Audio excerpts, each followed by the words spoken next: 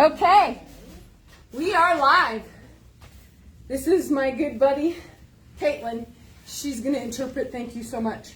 I'm fussing here with my mask. Here, maybe you can. Is it caught? Yeah, it's stuck. Hold on. It's caught there. There. You got it? Yeah. Oh, wait. Okay. It's a little wardrobe disruption, I guess. Okay. So today, I'm excited. Can you tell? All right. It's week 11. You're all here. We're going to celebrate that. So give yourselves a hand. You're all here. Okay. Woo! We're going to talk about goals today. And there's a little exercise that we're going to do in a little bit. So all of you out there, you can kind of do this too on your own at home. But, you know, I like to kind of bring a little personal thing into it. This Sunday, I didn't necessarily go for a quote-unquote workout. I did what I call domestic cross-training, and my steps reached up past 11,000 in the backyard because we were taking care of some of the wood that was left still from the ice storm in February. Did that count? Yeah. Heck yeah! Heck yeah, that counted. Okay, that's what I would call appropriate cross training. My legs are a little bit sore from the up and down and up and down and up and down. And knowing that and having some preparation to do for today, I actually also took yesterday off, other than some of my exercises that I do for my core and my balancing and that kind of thing. So the point is you can make yourself some plans in preparation for your consistency and goals, but be realistic about modifying them. Okay, I'm kind of jumping the gun a little bit, so I'm going to refer to my notes. But here's the thing. We can make some long-term goals, okay? And I'll start as an example. After 40 plus years of training and racing, my goals aren't necessarily going to be the same as yours or yours or yours. But I still have some long-term goals. And for me, it's at any given time, I want to be able to go for a 6 to 10 mile run casually with some friends or my husband anytime I want. That seems pretty realistic for me. It's maintenance, right? And then I can jump into a 5K or a 10K if one comes in person, or if I decide, hey, I'm ready to do that because it'll help keep me consistent because I'm signing up for an event. That's a long-term goal. 6 months out, a year out, 2 years out even. Okay, so that means I need to maintain a certain amount of fitness. So what then would my short-term goals be? My short-term goals would be I need to maintain consistency of running 3 days a week, hopping on my bike 2 days a week, walking 1 day a week, so that I keep that base fitness, right? But if something comes up, go on a trip, you get a little ill, I want to work in the yard. If I maintain that consistency for most of the time, then once in a while, it's not going to kill me. It's not going to hurt me. It's not going to break my my goals or anything to take a day off here and there. Okay? So my energy level yesterday was still a little bit recovering from what I did Saturday. And what I did on Sunday in the yard. My run Saturday was a 6 mile run out in the park. Those of you who looked at me on Facebook, you can see what it was. And so I backed off, but I still did something.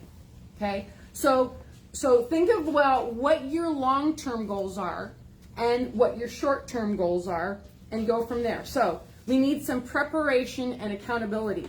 So have a plan versus winging it. So how many people try and wing it and find that doesn't really work that good? Because if you're winging it and the weather's crappy and you didn't make an appointment with a friend, what do you sometimes do? Nothing. You sometimes sleep in because you didn't have a plan. You didn't schedule that appointment with a buddy to go get out there, or you didn't have those goals set to say, I need to work out this many days a week on a regular basis. And so if you have a plan and some structure versus winging it, you're more likely to stick with it, okay? Schedule those workouts on a regular basis. Hook up with people in your group. Now, how many people here already, and I know there's some of them, if you're not here, they're out there, and I know Alicia did it too. How many people here already have made plans with other people in their group to work out at least once or twice or 3 times a week? Okay, raise your hands high. You have? Who else? There's some people at this end of the room is doing a little bit better. You guys got to work on it. Come on. Okay? So, what happens, Alicia, when you make an appointment with some friends? You show up. You show up, because how do you feel if you don't show up? Like yuck. Like yuck. You feel like yuck if you don't show up. If you make a plan, an appointment with a girlfriend, or a boyfriend, or a spouse, whatever, and you don't show up, you really feel like yuck, okay? So, also, you could register for an event. Now, I get it, there aren't as many in-person events now that there used to be, but there are some. I know because my friend Foster, I don't know how many people know Foster? Yeah, a few people. He's been doing events. He turned 75. He turned 75 this fall. And he's been finding in-person events out there and kicking some royal booty. Because guess what? He stayed consistent. And I have a story about that. It was just before COVID, early on in 2020. And he wasn't feeling so good. And he had some health conditions and stuff going on. And I got to the point where I was a little bit tired of hearing him whine. And he wasn't listening to his friend, and so I kind of gave him a piece of my, you know what, Susan, you know, stuff. And I told him about the accountability thing that we talk about here in Princess Steps. I told him about that. And sometimes you have to write stuff down and share it with somebody. So guess what Foster started doing? In March, the beginning of March, he started writing down every single workout to the second, including what shoes. And at the end of the month, guess who gets his accountability log? I do. Every single month. Actually, at the end of the month, he does it, and then I get it at the beginning of the next month. And it has to the detail, every single day, what he did. Or, you know, respecting what my body says today, I took the day off. Or I backed off today, this is what I was going to do, but I did this instead. And these are the shoes I wore, and this is what the weather was. And this is what my friend Marilyn did with me. So he took it to heart, and now he's kicking some booty out there in his age group doing these events. And what an inspiration. So he really took to heart what I said, flipped it around, and now he's in probably the best shape he's been in several years. It really helped his blood pressure, it helped his health, it helped a lot of things. Okay? So I love having that example. Have options for gear and safety appropriate to any condition or situation. Okay, like tonight, I got my hat, I have a vest, I have a jacket, I have gloves. I'm ready for whatever, because I didn't know if it was going to rain or not rain, if I'm going to go with a walk group or a run group. So this is the time of the year I will bring an extra bag or a bigger bag or extra stuff, and John calls me the bag lady, but I don't really care. I'm going to be prepared and safe. My headlight is being charged right now, so hopefully the light will turn from red to green before we go out. But, so be ready out there. Here's another tip. Lay your gear out the night before. Okay, so if you're one of those people that's going to work, if you lay your gear out the night before, put it in a bag and have it ready, that's going to save you some time. And sometimes it's helpful to instead of go home, because what happens sometimes when you work all day and then you go home, you come up with a whole bunch of other things to do, right? And it's easy to say, well, I guess I'm not going to go. But if you have your stuff ready and you perhaps, go right when you get off work or stop off at a park where it's lit this time of year, then that can help. So you create little tricks to help you stay accountable, okay? And measure your progress. The experts say that one of the main reasons why people don't want to log, whether it's logging their minutes or their miles or even their food, is because they don't want to know what they didn't do. So if you want to hold yourself accountable, do what Foster did. Start keeping a log, whether you have it digitally or whether you do it manually. Keep a log, track your progress, and if there's a day that you didn't go out, don't feel guilty, don't feel bad, don't kick yourself. Imagine if it was a girlfriend trying to do what you're doing. Would you kick him if they took a day off? You'd say, yeah. Okay, Lori. Come on. Yeah, in good nature, okay? So that's about preparation and accountability. Now here's another one. Some considerations. Experiment, like you've gained a lot of knowledge throughout the last 10 full weeks on what you can do. You've had your homework. You have some ideas of how you can modify intervals, whether you're in a walk-only group, slow it down, pick it up, make sure you warm up. There's things you can experiment with now along the way because you have a little more resourcefulness of what you can do, okay? And modify as needed. Cross-training. You've seen and heard me talk about my bike. I love my bike, and if I had more time, I would take it out on the road more. But in the interest of time, I don't want to risk, running out of time because I maybe had a flat tire. Okay, so I'm going to use what's called a wind trainer, and I'm going to plop my bike on a trainer. That's just an example that works for me in the interest of time. You get your biggest bang for your buck. Put on my bike shorts, put on a sports bra, put a water bottle there and a sweat towel, and I go. Okay, and it's great because it's getting my heart going. I get to sweat, and sweat is good, but I don't have to take time to go drive someplace.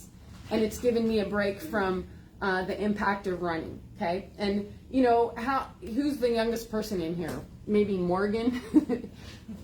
Where's Morgan? But most of us, my point is this. Most of us are getting a little bit older, and we have to be aware and careful. Doesn't mean we can't go walk or can't go run. It means sometimes we might need to give ourselves a little bit of a break, okay? So cross-training is good. Now, periodically reassess. Are you happy? Are you feeling joy? I'm getting all these looks like, raise your hand if you're having some joy in your workouts. Okay, that's a good thing. If you're not, maybe you need to reassess and think, well, maybe there's something else I can do. Okay. I've talked a lot about Princess Steps. I think we have up to 52 people now registered, which I'm really happy about. There's still time to register. It's this Saturday, Sunday, okay? Also, on the update, I put in pretty specific details for the leopards and cougars walking groups. Also for the jaguars in terms of how you can use the homework that you've already been given in this whole 10 plus weeks, how you can use that to keep your momentum going. There's also information in there for the Panthers, how you can redo that. And John has given this analogy a lot. If you're a freshman in high school and you're doing basketball, you have fundamental drills, right? And when you're a sophomore, you have those same fundamental drills that your coach gives you, but you get better at them. You're a junior, you're a senior. You're doing those same fundamental drills as the years go on, but you get better and better and better and better at it. Okay? So now you can take this homework. It's not cookie cutter the same every week. It changes. The intervals change. How you do the walk to run ratio changes. And so now you have a little more resourcefulness how you can modify going forward. So you can repeat some of those weeks, still make progress, still be consistent, and just get better and better and better at it, okay? So there's information in there for, again, the Panthers, the Cheetahs, and the Bobcats, too. Okay, let's see. The celebration is next week. The format changes, okay? So what we're going to do is at 6:15 p.m., you're not going to even meet here, okay? At 6:15 p.m., everybody goes out to the brand new amphitheater. Okay, and we're going to commandeer that space, rain or shine. And if somebody is out there, there will probably be intimidated by us, and hopefully they will move on. That's what some good sources told me. So we're going to meet out there. We're going to meet out there, and so try to get out there at 6:15, not here, so that at 6:15 we're going to start right off the bat. And I'll give you the big tip. We're going to get in a great big circle. But be within your group, and the leaders will help you do that. Say, okay, Panther's over here, Cheetah's over here, and that kind of thing. But we're going to get in a great big huge circle. Some of you know this now because we've done it. We did it in the fall of 2020, and we did it in the spring of 2021, and it worked out really good.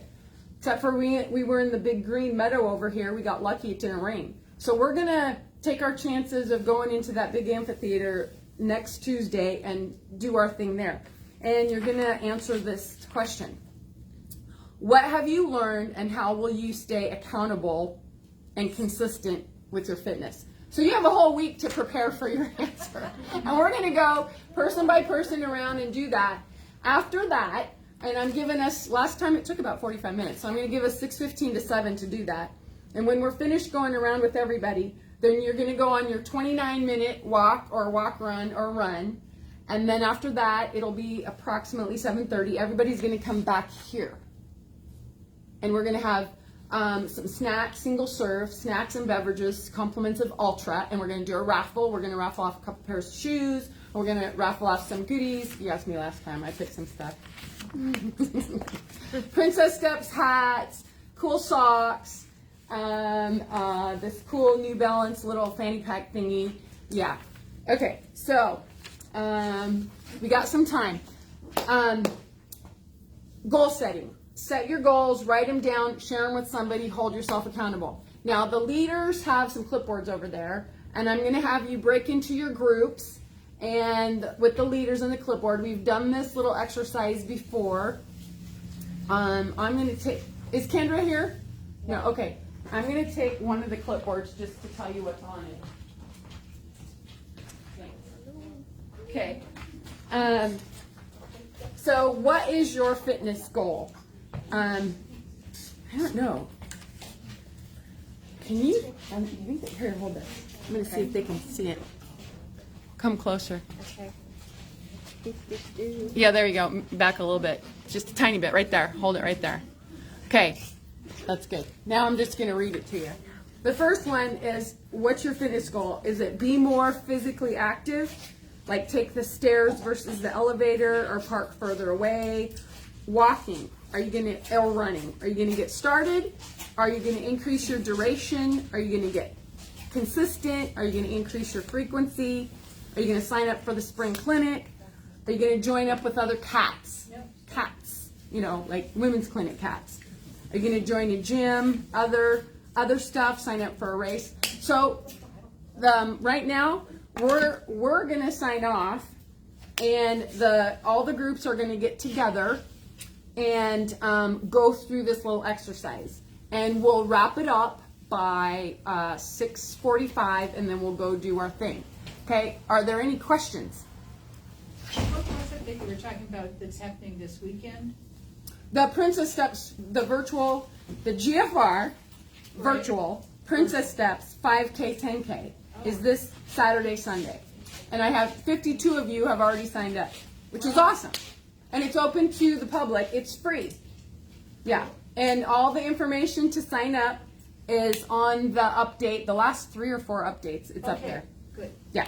Thanks. And also there was one other thing on there that Sue and Teddy always ask me to remind people. Monday Run Day is not just for runners. Sue and Teddy do it almost every single Monday. And everybody meets here a little after 6. And then we walk together from here over to the carousel. And the walkers do a 2-miler. The runners do a 3-miler. It's open to anybody. And it's very, very consistent. Right? Okay, so any other questions? I actually have a comment. Hopefully it will be helpful to other people as well.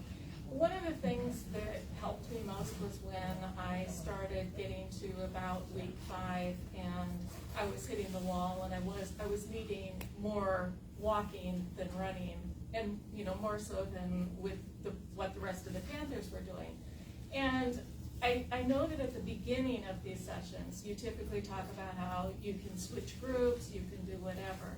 But if I hadn't contacted you personally, I wouldn't have known that I also had the option of repeating a week, doing some walking here, but doing the homework at home on my own so that I could be here, but continue to progress. And so I also had tweaked back for a period of time and had to go back quite a ways. And so my goal is still slowly build up and keep doing that. But I really would have loved to know that early on. That you could switch groups. No, not that you could switch groups, that there are different ways that you can stay with the group, because I was in reasonably good shape when I started, but I am 65 years old, and so I do have some limitations, and I realized I was going a little too fast, but my goal is to still run 3 miles, so it's just going to take me longer. I get it. Okay, thank you. And I will make a point to kind of bring that up a little bit more in the spring clinic. Yeah, so what you're talking about, you started out in the Panther group, which slowly, gradually is more running, less walking. And when you got to about week 5, it was a little bit much.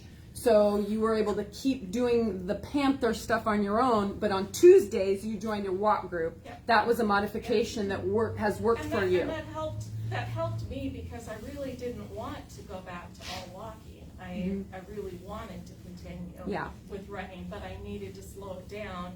And I guess I also needed a little permission to slow it down, to say, okay, it's not either or. And guess what? You weren't the first person to take that plan. Yeah.